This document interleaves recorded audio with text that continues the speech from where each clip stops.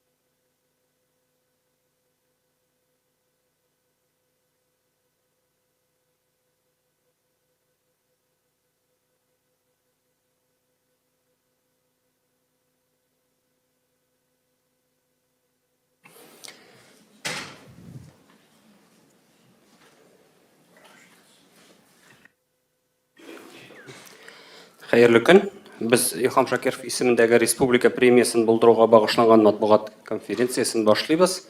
Безнең кунакларыбыз Натфуллин Дамир Данилович, Татарстан Республикасы мәдәният министры урынбасары, Гатауллин Риф Хаббулович, композитор, үзешчән композиторлар берлеге рәисе, Файзрахманов Айдар Фатхрахманович, Абдулла Тукай исемендәге Татар дәүләт филармониясының сәнгать җитәкчесе һәм Илһам Шакировның туганы Зарипова Руфия Кыяметдиновна. Безнең матбугат конференциясы ике дәүләт телендә бара. Сорау нинди телдә була, шул телдә җавап бирер спикерлар. Һәм беренче сорау Дамир Данилович сезгә менә бу бәйгенең төп кагыйдәләре белән таныштырып китсәгез иде. Кемнәр катнашалар һәм нинди номинацияләр? Хәерле көн, хөрмәтле конференциядә катнашучылар.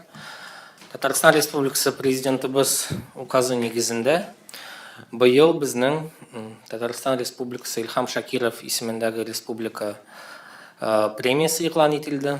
22 августтан башлап без заявкалар ала башлыйбыз. Ул безнең 15 ноябрьгә хәтле булачак. Бу иң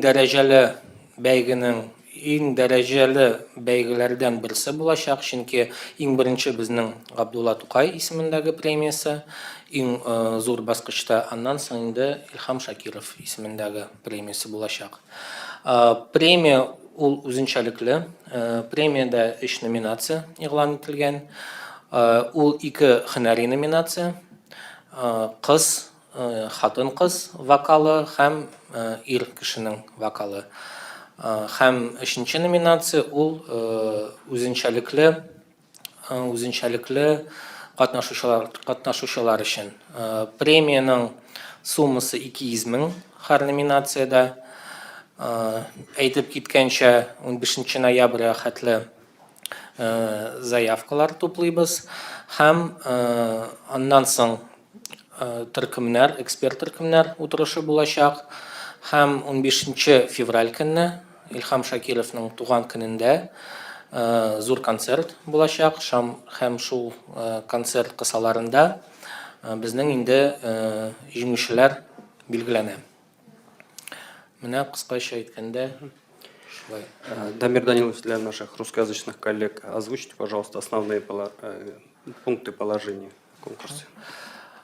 Уважаемые коллеги, в этом году в соответствии с указом президента Республики Татарстан принято решение о проведении международного конкурса на премию имени Илһама Шакирова. 22 августа начат прием заявок, он будет продолжаться до 15 ноября, после чего экспертной комиссии мы здесь сделали двухступенчатую, чтобы все-таки достигнуть объективности, потому что в каждом конкурсе, после каждого конкурса возникают вопросы об объективности выбора победителя. В данном случае при подборе, при разработке положения вопрос объективности мы ставили на первое место, поэтому двухступенчатая будет комиссия. Сперва экспертная комиссия при Министерстве культуры будет рассматривать заявки, в том числе в онлайн-режиме, то, что дает возможность соотечественникам, проживающим за рубежом в других регионах Российской Федерации, чтобы также у них была возможность принять участие, предусмотрен онлайн-режим. 3 номинации объявлены. Да, это вот единственный конкурс где разделены женский и мужской вокал. Я думаю, специалисты скажут, почему мы пошли этим путем, дополнят еще меня. И отдельно, конечно же, я считаю, бесспорно, этот конкурс не мог быть без номинаций для самодеятельных соискателей.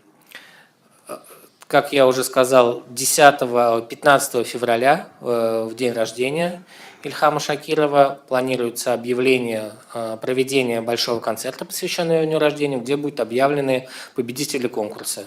Призовой фонд составляет 600 тысяч рублей, в каждой номинации по 200 тысяч рублей. Также хочу сказать, этот конкурс является после Габдуллы Тукая, премии Габдуллы Тукая, на втором месте. Спасибо. Рахмат. Әлі сұраулар болар. Айдар Фатхаманович, менә сіз әйтеп китсәгез иде, бу конкурстан, бу бәйгедән сез ниндидер теге җыр сәнгатенә ниндидер күтәрелеш көтәсезме һәм менә бу номинацияләрнең болай бүленешен ничек аңлатыр идегез?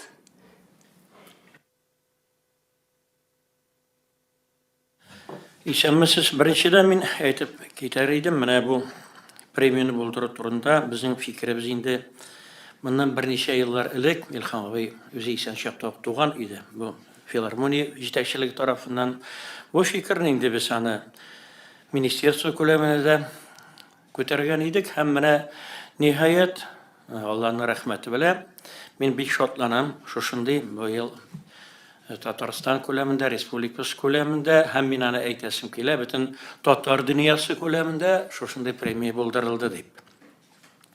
Чөнки һәрбер премияның аның нигезендә ята бу әлбәттә менә безнең җыр сәнгатенә карата булган мөнәсәбәтне үзгәртү, җыр сәнгатенең дәрәҗәсен тагы да югарыга күтәрү. Чөнки Илһам абый Шакировның исеме, ул беренчедән мин аны бәйлим аның профессионал югарылык дәрәҗәсендәге сәнгате белән. Чөнки мондый югары дәрәҗәгә җыр сәнгатен күтәргән җырчыбыз ул безнең бүгенге көндә менә халык җыр өлешендә дә профессионал композиторларыбызның әсәрләрен җырлау дәрәҗәсендә дә хәтта опера сәнгатеннән безнең музыкаль драмаларыбыздан җырланган арияларда алар барысы да менә шушы Илһам Шакиров исеме белән бәйләнешле һәм инде әлбәттә шушы таләпләрне без куябыз менә шушы премияга кандидат булган, шушы дәгъва кылган кешеләргә. Шуның өчен дә ул номинациялар шулай бүленгән. Әйтик, ул мәсәлән аның нигезендә ята югары вокаль белем, профессиональ дәрәҗәдә булырга тиеш.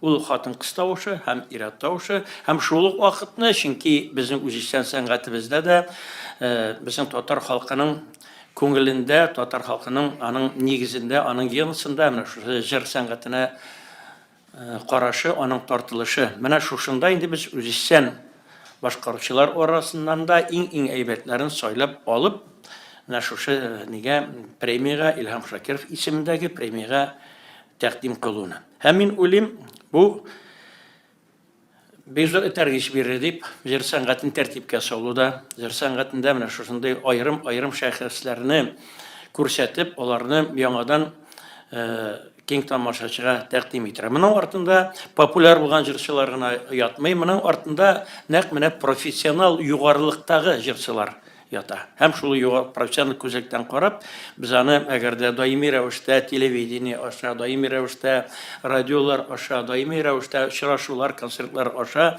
киң тамашачыга тәкъдим итәбез икән, бу инде әлбәттә безнең җыр сәнгатебезгә зур үсеш һәм берникадәр этәргеч бирер дип уйлыйм. Рахмат. Рифха булыш, сездә җавап бирсәгез иде, менә монда бит инде үзешчән җырчылар дигән аерым номинация кертелгән. Нәрсә ул үзешчән җырчы? Сез кемне күз алдында тотасыз үзешчән җырчы дигәндә һәм калган ике номинациядә кемнәр алар?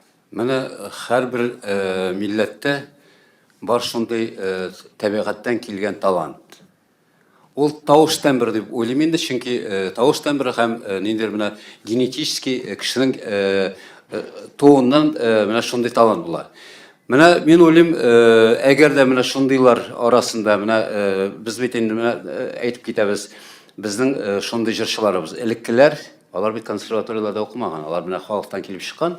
Зифа Басырова дейсің менде. Анда Шолық Флора Сулейманова менә хатын-кызларына әйтеп киттем инде. Тахир Якупов.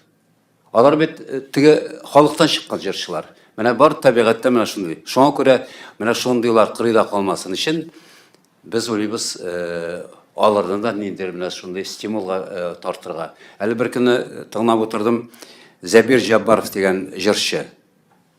Ул тавышаның бетә дә, шуннан соң җыр сәнгатен ташлый. Ләкин ул исә менә аның 50 яшьлегенә радиодан тапшыру башкарылды. Һәм мин тыңлыйм, аның чын мәгънәсендә ул беренде консерватория бетермәгән, беренде училищеларда укымаган. Ләкин табигатьтән менә кемгәдер ияреп, шул Илһам абый эталон иде бит инде үз вакытында. Аның тавышына ияреп, аның әһәненә ияреп, менә шундый җырчылар безнең барлыкка килде. Һәрберсе шунларга омтыла иде, Илһам Шакиров ашарга тырышып. Ләкин образованиесе булмагач, ул андый уровеньга барып җитәлмәде күбесе.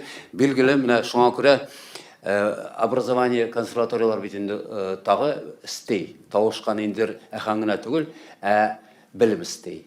Ул ноталарны өйрәнә консерваториядә. Аннан соң аның ниндер теге барлыкка кирә мәктәбе, школ дип атыйлар инде. Аның белән шөгыльләнә ниндер педагог. Шуңа күрә мин уйлыйм, менә шушындый җырчыларга стимул булсын өчен, бәлки алар академик белемгә тартылырлар. Бәлки киләчәктә теге уйламаслар белән булай гына теге барада ул җырчы була. Менә хәзер күбесе шундый. Сәхнәгә чыга да, бит халыкны бит үстерер өчен академик белем кирәк. Менә безнең бөтен таләп шул булды. Академик белем булсын өчен ул укырга тиеш һәм талантка гына теге ияреп түгел, сәхнәгә чыккач ул инде әйтергә тиеш халыкка нинди формада ул омтылырга тиеш.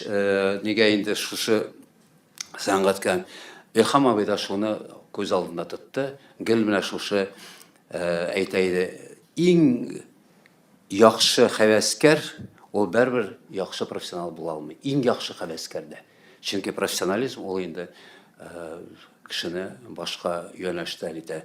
Менә күп кенә җырчыларга миңа туры килде, композитор буларак нота белән җырны бирәсең, ул аны башкара алмый. Анарга җырлап бирергә кирәк. Бөтен композитор җырлап бирә алмый. Ул инде яры менә мин теге җырлап та бирәләм үземнең җырымны. Бит күп кенә композиторлар нота белән бирә дә, шуннан соң инде теге җырчы үзенең истей, үзенең белемнәрен истей һәм үзенең моңын истәп, ул җырны тагын да зурая.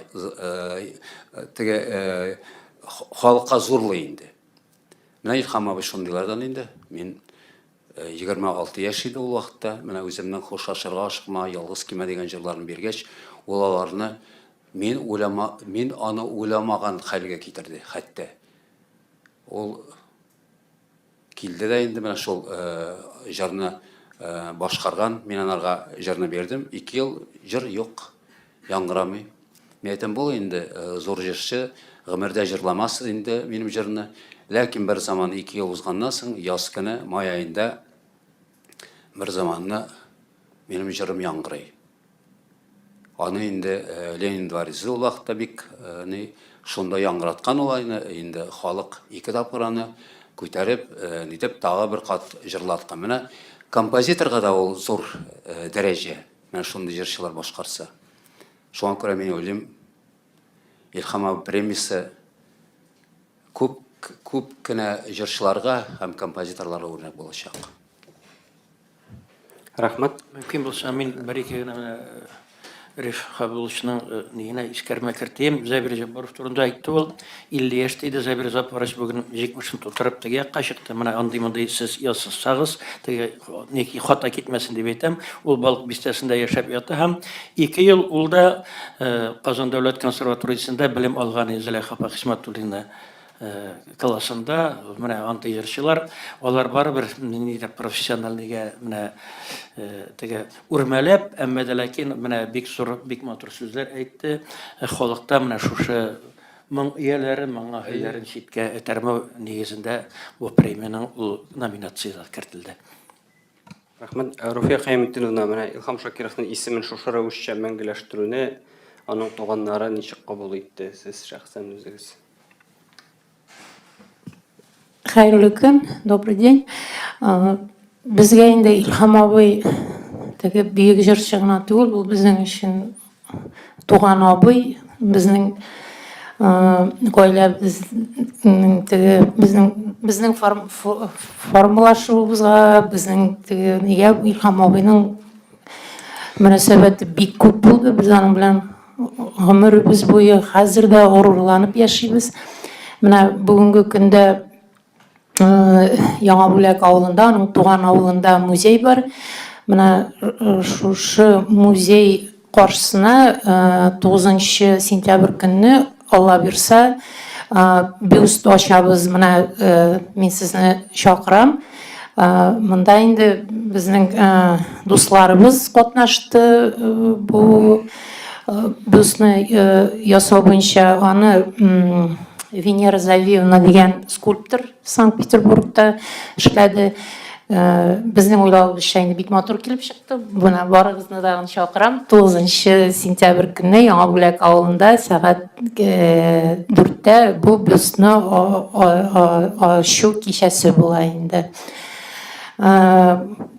Илһам абый исемендәге шушындый премия булуга без инде бик шатланып, бик куандык, чөнки беренчедән бу шушы татар җырын пропагандалау буенча бик зур эш булса, икенчедән бу Илһам абыйның исемен мәңгеләштерү буенча олы эш.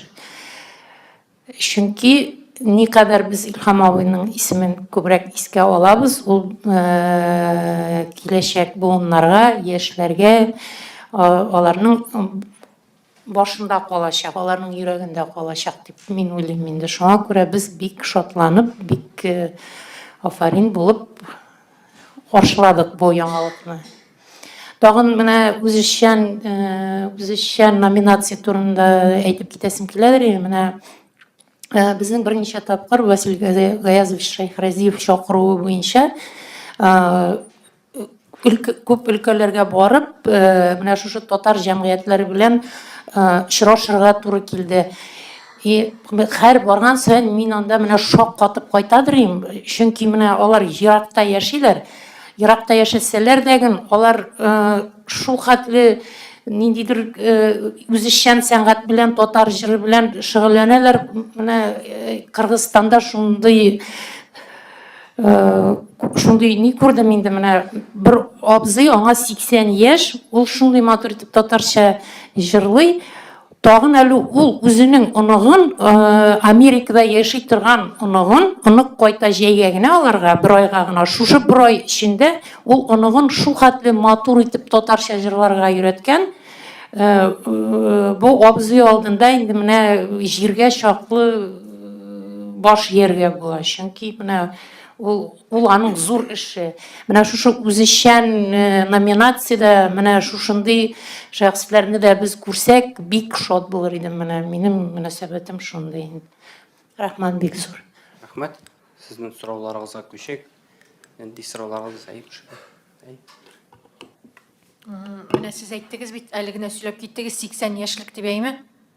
Без нәрсә хәзер ул конкурста шулай үзешчән сәнгать номинациясында шулай олы буынны күрәчәкбезме? Что-то сез куркытып куйдыгыз. Үзешчән сәнгать буенча, яшь буенча анда безнең шикләнүләр юк. Гомумән шикләнү юк. Анда олы яшьтәге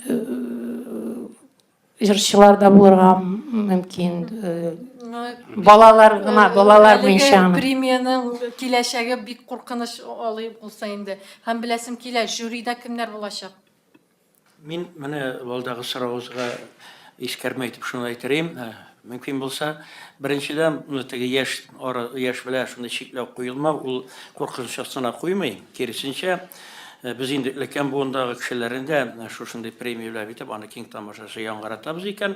Ул 80 яшендә дә булырга мөмкин, ул 8 яшендә дә булырга мөмкин, ул 18 яшендә дә булырга мөмкин. Әле ул әйтик, белем алганчы, кайдан да белем алып чыкканчы 20-25 яшьләргә кадәр ул үзешчән сәнгать дип саналачак. Хәтта ки музыкаль вузда укыса да.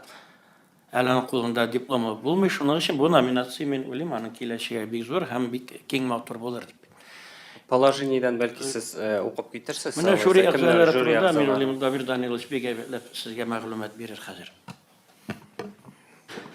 Жюри әгъзаларыннан күбесе түгел, 3 әгъза сезнең алдында. Айдар абый Физрахманов, Руфия Кимединова, Риф Хабабулович, тагын безнең Салават Закиевич, Зиль Даяновна, Сунгатулина һәм булды.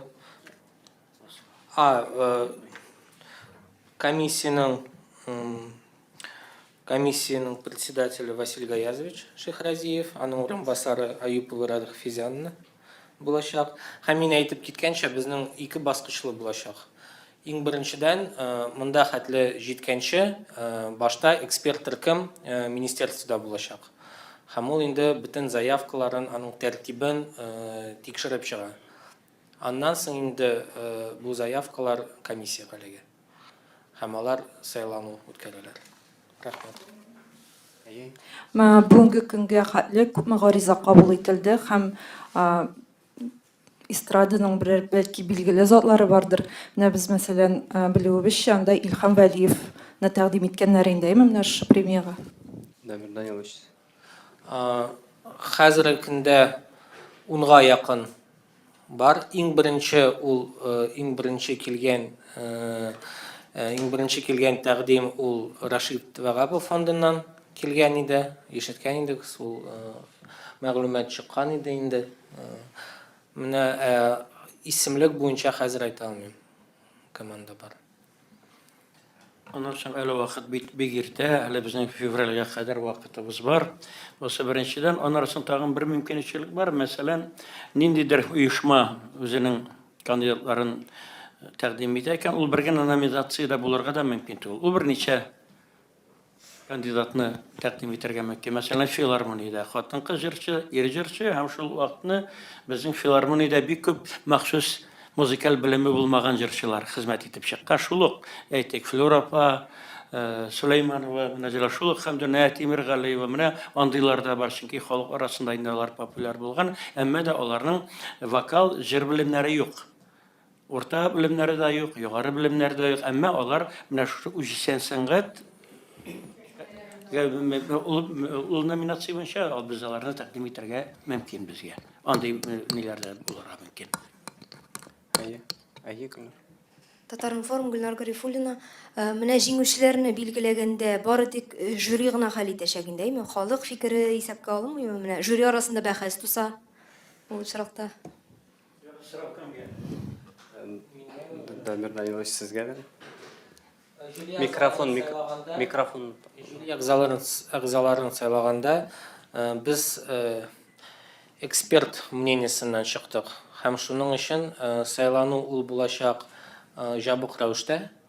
Шуңа күрә без уйлыйбыз, без бәхәсләшүдән иреп калабыз.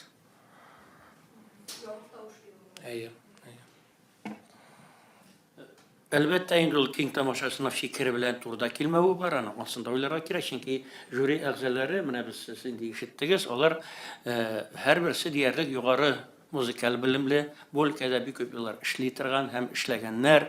Шуның өчен аларның фикерләре инде профессиональ күзәктән чыгып, шулай йөртелгән фикер булыр дип өмет итәбез. Ярымы? Андый сорауларыгыз. Микрофонга. Сезнең жюри составында укытучылар да бар. Әйтик, Салават Закиевич. Ул әлбәттә үзенең укучыларын тәкъдим итәчәк бит инде. Сез менә оннан курыкмыйсызмы? Шуңа күрә безнең бит әгъзалар 6-8 кешедән. Аның бер сүзе генә җитмәячәк. Салават Закиевич үзе тәкъдим ителергә мөмкинме? Мөмкин, ләкин ул шул вакытта катнаша алмый комиссияда. Ярымы? Һәм менә мин сорыйсы килгән иде, менә бу үзешчәннәр турында критерий ничек билгеләнә? Югары музыкаль белем булу белән билгеләнәме? Мәсәлән, аның теге мактаулы исеме булырга мөмкин, әмма югары белеме булмаска мөмкин бит. Мәсәлән, атказанган артист исеме бар, ул профессиональ җырчы саналамы, юкмы? Хәзерге вакытта таләпләр буенча һөнәри белем алган кеше ул шул үзешчән номинациясендә катнаша алмый. Югары белемме? Әйе. Югары вокаль белеме булыр. Әйе. Җырчы белеме. Я уртача. Мәсәлән, училище бетергән булырга ихтимал. Рәис Гарифны сорау. Әйе. Рәхмәт. Менә Польшадагы татар җигет бер язган, ул 1,5 ел эшләде, аны чыгарган китап татар җырларыны с нотами 3 телдә. Татар телдә, польский, английский. Менә шул кешене Адам Якубовский исеме аның. Ярыма чакырырга менә на церемонию. Дамир Данилович, наверное, к вам вопрос. На церемонию награждения вот Ильгам Шакирова. Ул үзе бик В шундый. качестве приглашенного? Да, конечно, В гостя. качестве приглашенного, я Гостя думаю, церемонии. конечно, почему нет? Да. Рәхмәт. Тагын нинди сорауларыгыз бар?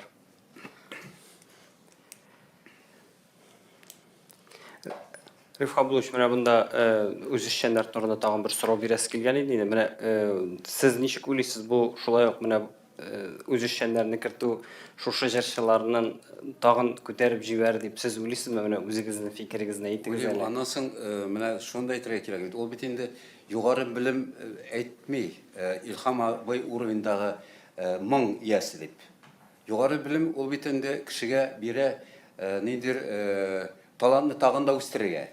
Ләкин менә шулар Илһам абый ул бит инде 20 еллап халыкны шундый татар моңына, татар сәнгатенә үстерергә тырышты.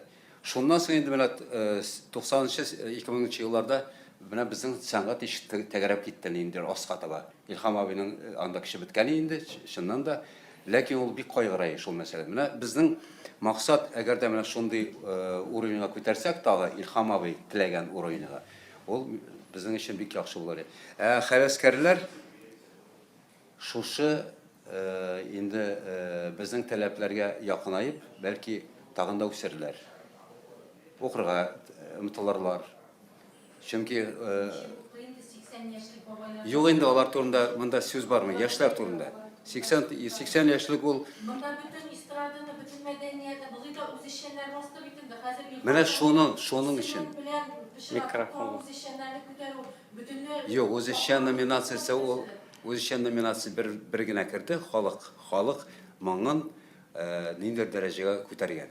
Ул бөтен, допустим, мен сезгә әйттем бит инде, әгәр дә консерватория бетереп, ул инде халык моңын шундый дәрәҗәгә күтәрә алмый, менә теге кеше кебек. Мөмкин менә инде сезгә әйтәм, менә мин инде санап киттем Флюрапа Сөләйманова дип. Флюрапаның бу ни өчен эшләнелде, менә шушындый шәхесләр бездә бар әле безнең. Ул бер Флюрапа гына түгел, алар бик күп. Мәсәлән, шул Хәмдүнә Тимергалиевны мин сезгә атап киттем. Ул үзенең популярлыгы белән дә, үзенең татар җыр сәнгатенә керткән өлеше белән дә, татар җыр сәнгатын берникадәр алга этәрү белән дә без аны һич кенә дә читкә алып куя алмыйбыз. Менә шушындый шәхесләребездә шушы премиягә үзләрен дәва кылсыннар дигән ният белән менә бу номинация кертелде. Алар үтә алмыйлар, профессионал, аларның белемнәре юк. Җыр буенча, алар училищеда тәмамламаган, алар консерваториядә тәмамлаган, андый җырчыларыбыз әле безнең бихисап, алар бездә генә түгел, алар шул мен сезгә әйттем, бөтен татар дөньясын, Башкортстан, Казакстан, Кыргызстан, башка чит илләрдә яшәүче татарларыбыз да катнаша алсыннар дип менә шушы премияны дәва кылуда. Микрофонга өчен. Ханым бит инде хәзер сәхнәләргә чыгып җырлый алмый бит инде. Анда безнең әйтелгән исән булган бөтенесенә дә тәкъдим итәргә, чөнки аны хезмәте бихисап бит. Ул бит инде керткән, әле ул аңлый. Мөһим түгел инде хәзер. Мөһим. Мөһим түгел хәзер сәхнәдә җырлыймы, юкмы икәне, онсы мөһим түгел. Юк, Үзешчән номинациядә мөһим түгел. улай бер куелмаган. Һөнәри номинациядә. Микрофонга. Авылда яшәүче мәсәлән теләсә инде бер апа катнаша ала инде, шулай бит?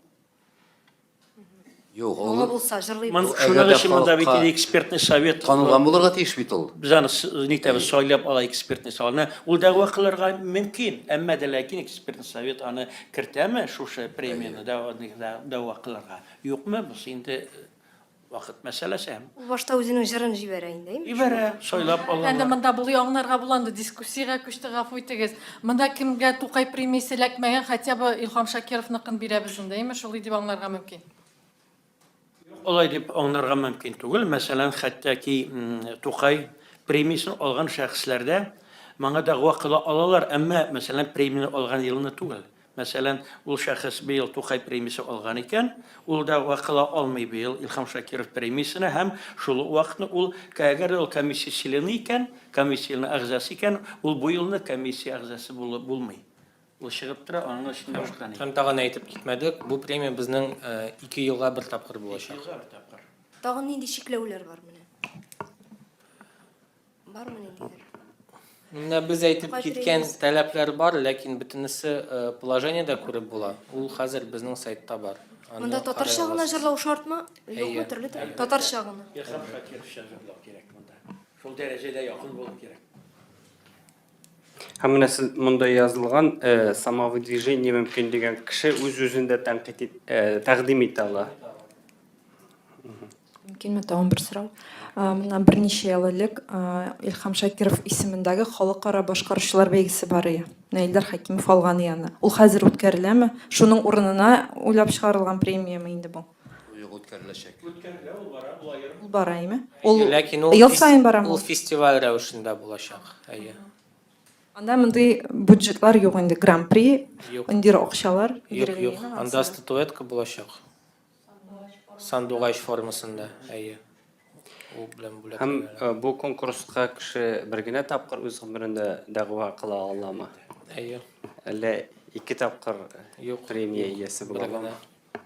Нишләп Тукай премиясына бит 12 тапкырда дәгъва кылучылар бар. Дәгъва кылу бер хәл, Юк, дәгъва алу. Алу тур. Лаек булу бер генә тапкыр. Бер генә тапкыр лаек була. Дәгъва кылалар күп тапкыр булып чыга инде. Сораулар бармы?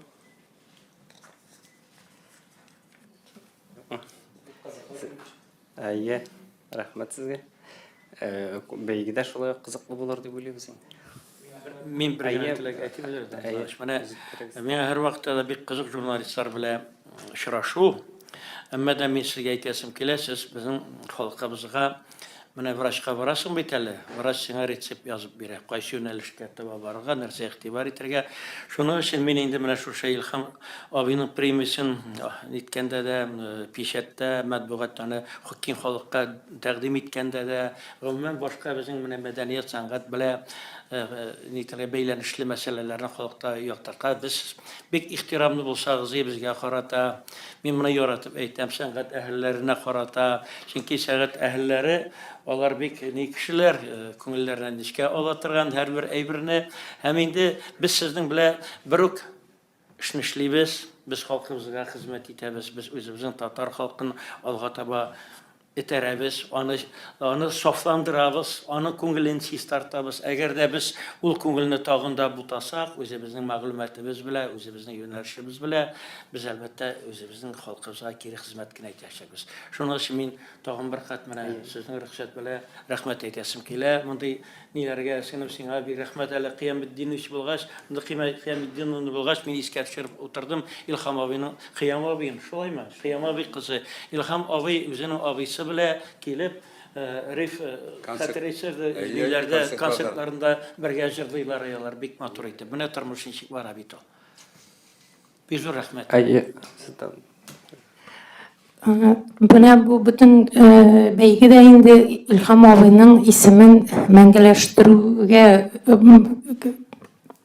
ясала бит инде тагын бер ниләр направлениеләрнең берсе. Шуны әйтәсем килә, Илһам абый мәңге яшәячәк, татар халкы мәңге яшәсә. Моның өчен менә мин профессиональ җырчы да түгел, композитор да түгел, мин гади гражданин Татарстанның, Россияның, мен гади татар кешесе буларак мин нәрсә әйтә алам? Гади татар кешесе ничек итеп татар менә Илһам абыйны мәңгеләштерүгә ничек үзенең өлешен кертә ала? Балаларыбыз белән иде татарча сөйләшик, оныкларыбыз белән иде татарча сөйләшик, татар концертларына йөрик, татар китапларын укыйк, татар спектакльләренә йөрик. Менә без үзебезнең гади татар кешеләре менә үзебезнең өлешебезне менә шулай кертә алабыз. Менә минем шундый мөрәҗәгатем бар иде. Рәхмәт бик зур. Рәхмәт барыгызга да. Рәхмәт сезгә.